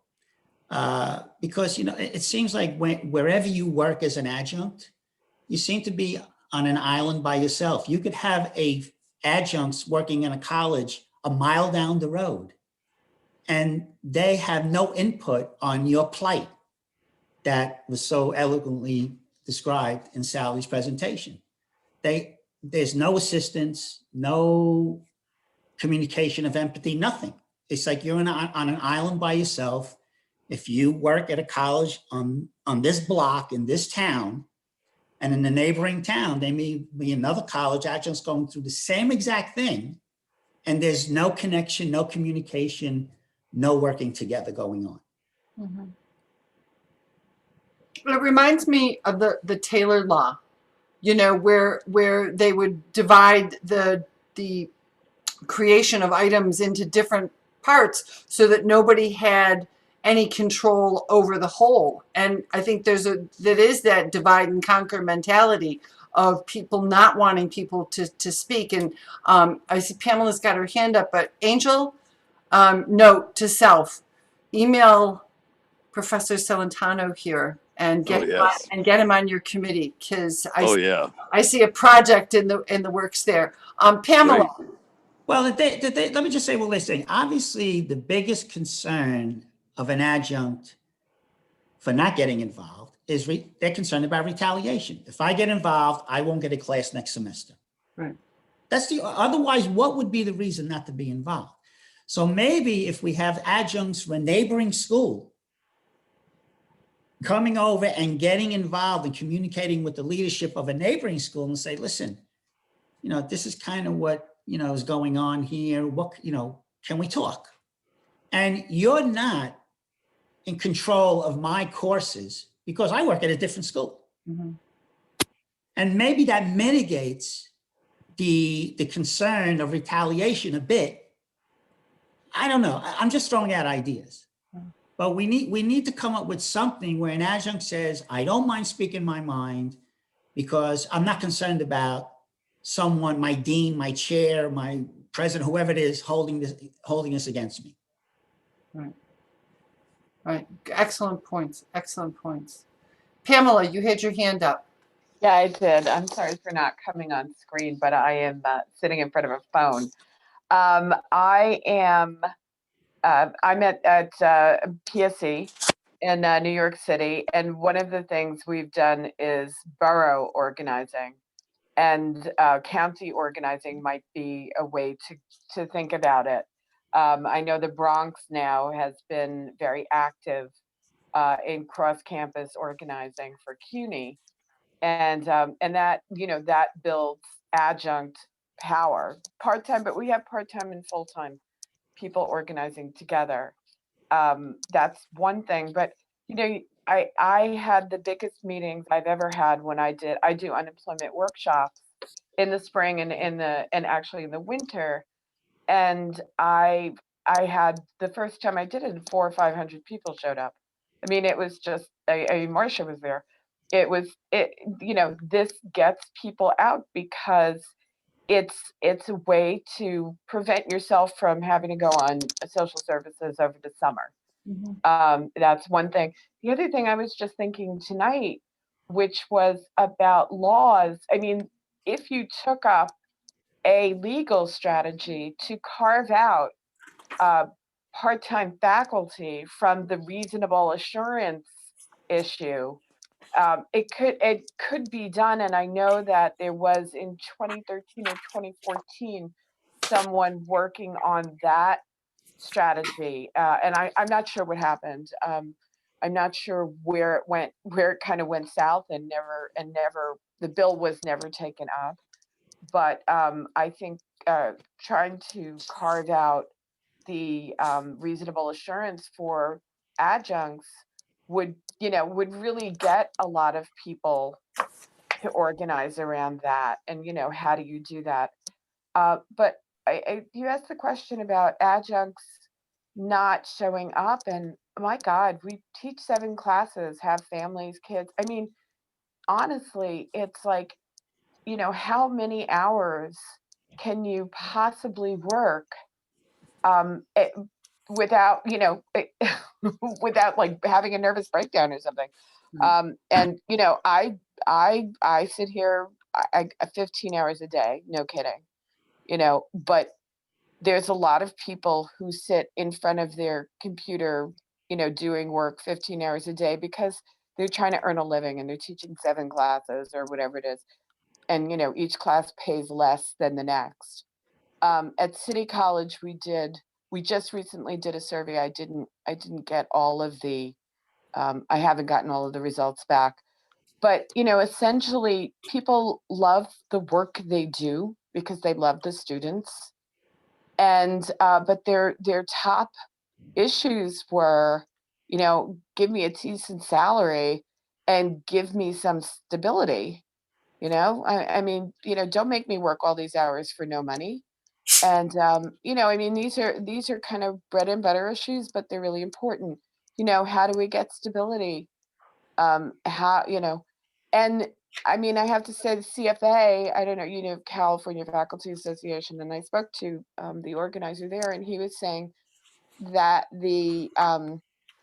that the way he organized and got membership and got people to move was by having unemployment workshops.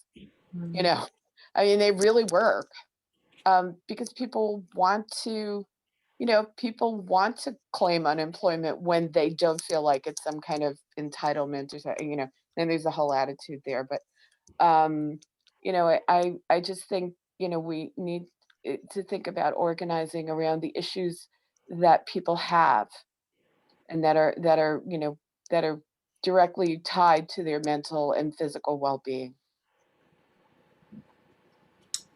Great points. It's demoralizing, for people to, I mean, I remember pulling in, when I was teaching at Binghamton University, and I would pull in and here's this freshman student driving a Beamer, right? And I'm driving my 15-year-old clunker, and then we walk in and I'm their teacher in the classroom, and it's like, oh, there's some inequities here. How do you bridge that kind of divide? And I was telling Tom about a guy I worked with at SUNY Cortland, who was teaching at at least 3 schools in person and at least 3 schools online.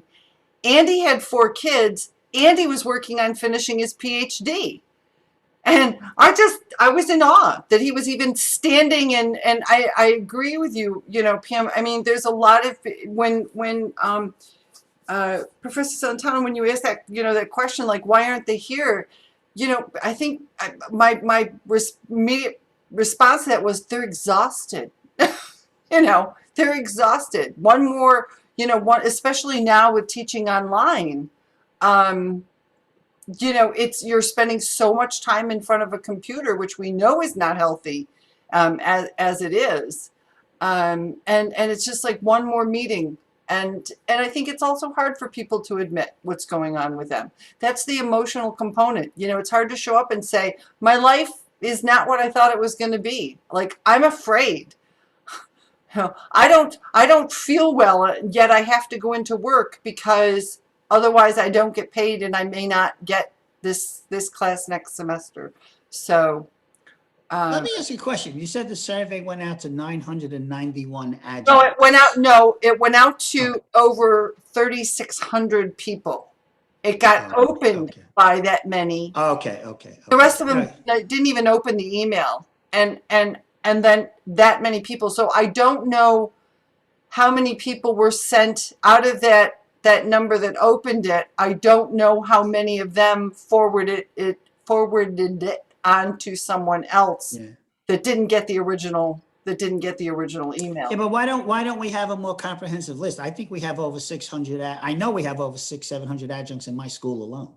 They may not be members of the AAUP, in which case I have no access to their Oh, they're definitely not. Okay. right. And see, therein lies the issue. We would love to be Yes. able to support them, but unless they're members of the AAUP, I do not have their email addresses. Yeah, we only have 119 members. You're right. Okay. Right. Organize. Power in numbers.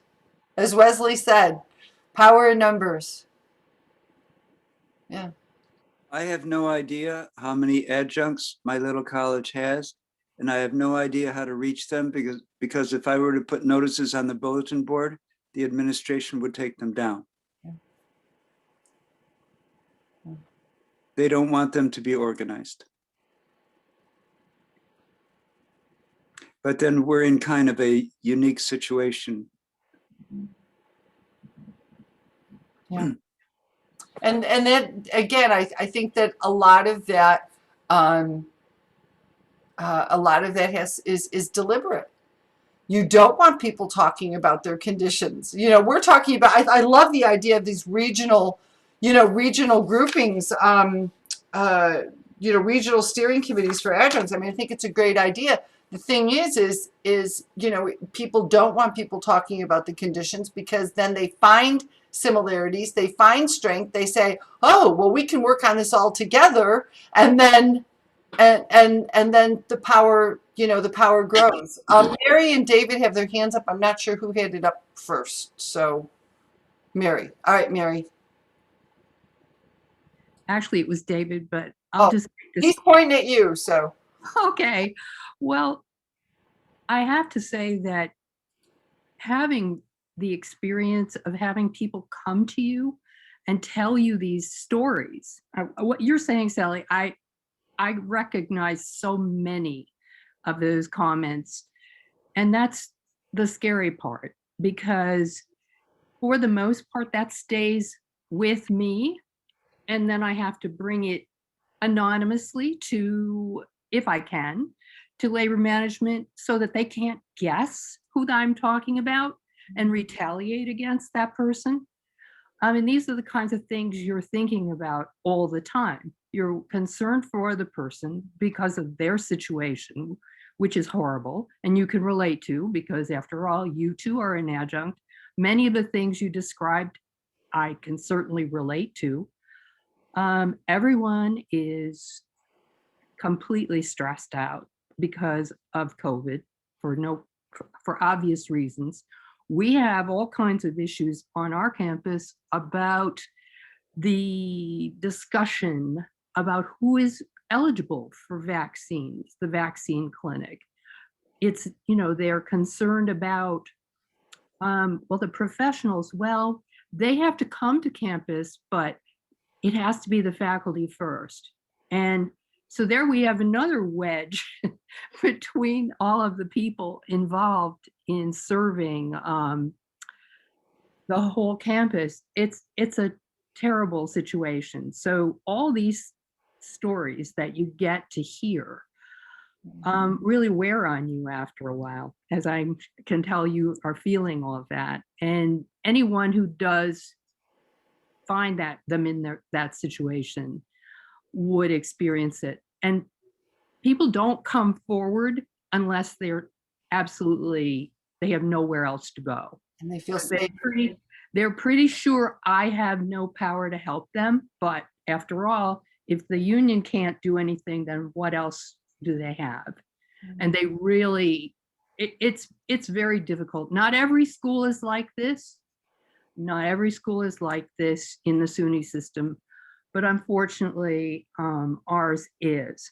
And our new chancellor is just making everything worse. So that's really all I wanted to offer, was because the psychological impact on people is really long lasting, and it does keep people from from coming forward and wanting to be part of organizations. I see it all the time. Well, it's trauma, which is a whole nother thing. That's an area of my work. That's where my study area is in. So I mean, I look at the trauma piece of it. David, go ahead, and then I want to share a quick something. Sure thing. I agree with Mary and with other people that, you know, organizing is emotional labor. That you're sort of bearing and processing a lot of other people's trauma as a part of trying to sort of make a better world for them. And I think that's really true. It is one of the reasons why in organizing, like you do a lot of active listening, especially early on, is to sort of give them a chance to have voice, which they haven't had in their workplace, but also so that you get to know what their issues are, what their values are, what motivates them. Because there's two things that get people active in my experience, and one is like having something that forces them to get active, like a pressing issue that they need to get resolved. But the other thing is being aware of what their values are.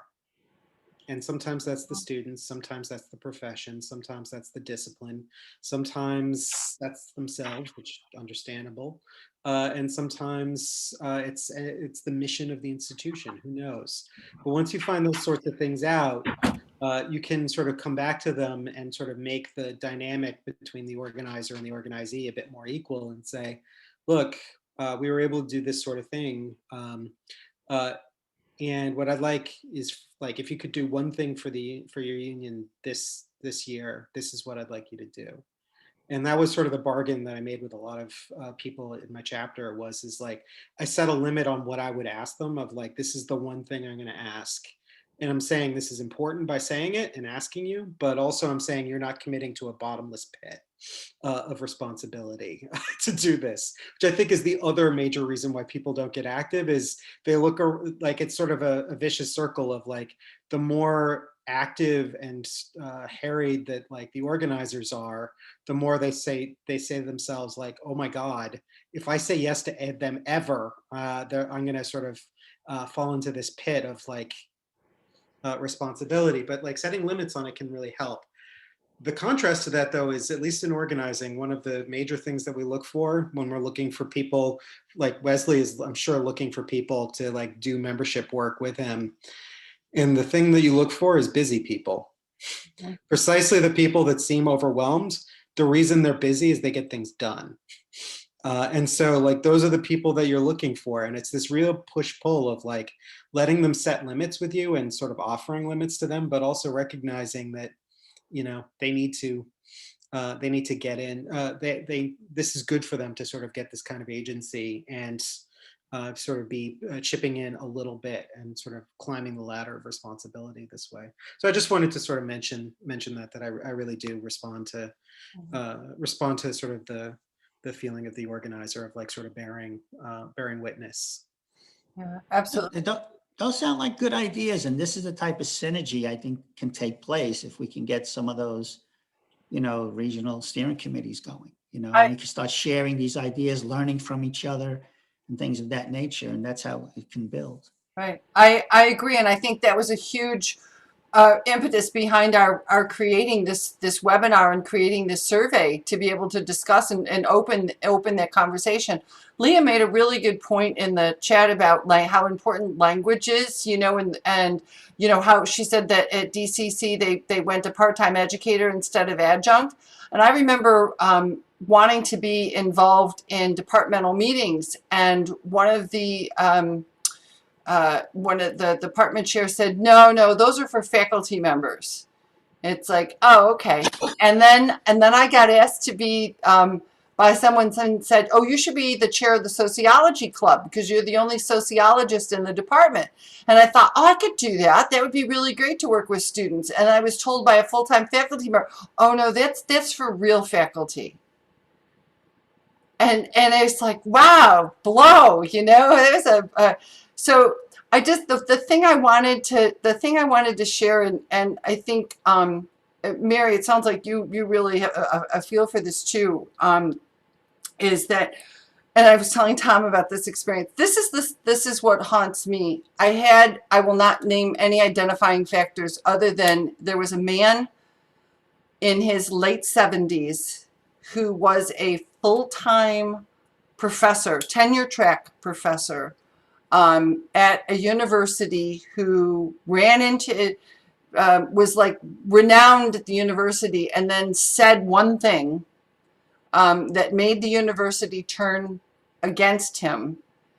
And he was crushed. He was mortified. He was, I just like every bad word you can think of to describe how he was. And I can't even tell you how many phone calls I had with him, and he wept. He wept. Here is this almost 80-year-old man weeping on the phone to me, saying he is now taking anti-anxiety drugs and antidepressant drugs because, and never has in his life, can't sleep, and said, and I can't talk to my wife about it. Because I said, is there anybody else you can talk to besides me? And he said, I can't talk to my wife about this. He said, because if I let her know how I was really feeling and the immense stress that I'm under and how terrified I am about what's going on, then she would be feeling it too, and I can't do that to her.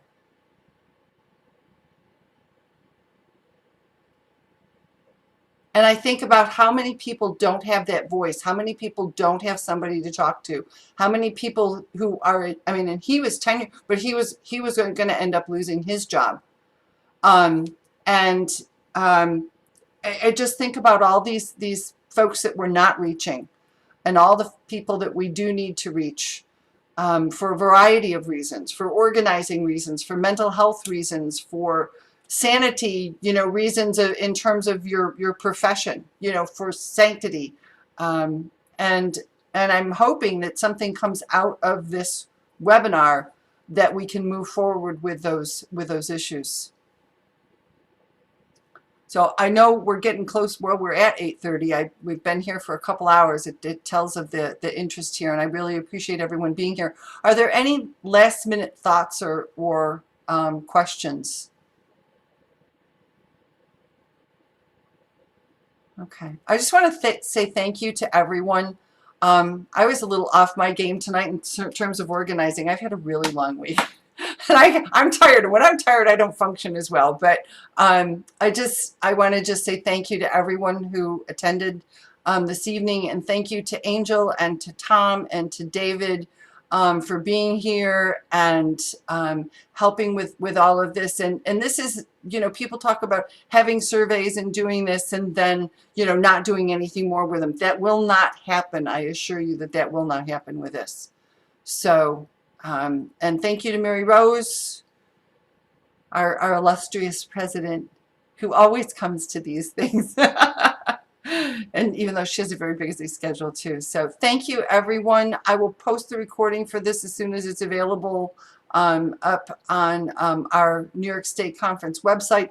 Please go to it. We do have an adjunct contingent tab that I've created, and we've got resources under that I'm adding to all the time. So we would encourage you to go to the website, check it, and please come to our spring conference. The business meeting is on Friday, April 9th. The conference is on April 10th. It's Saturday. We have an impressive lineup of speakers. We will be talking about shared governance and academic freedom, tenure and academic freedom. So we hope to see you there as well. If you ever have any questions or needs, please just contact me, okay? Great. Good night, everyone. Thank you so much.